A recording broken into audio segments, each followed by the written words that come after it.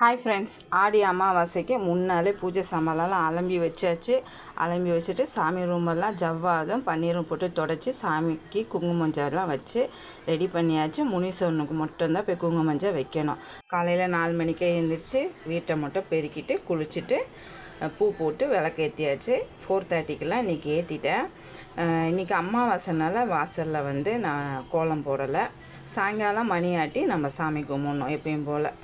இப்போ காலையில் முன்னோர்களுக்கு மட்டும்தான் நம்ம சாமி கும்பிட்றது. ஃபஸ்ட்டு முன்னோர்களை கும்பிட்டு தான் அதுக்கப்புறம் நம்ம சாமியை கும்பிட்ணுன்னு சொல்லுவாங்க பெரியவங்களாம்.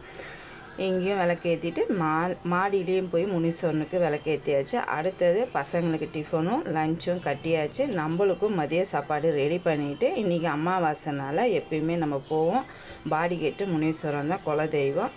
அங்கே நானும் எங்கள் மாமியாரும் போயிட்டு வந்தாச்சு. இந்த வீடியோ பிடிச்சிருந்தா லைக் பண்ணி ஷேர் பண்ணி கமெண்ட் பண்ணுங்கள்.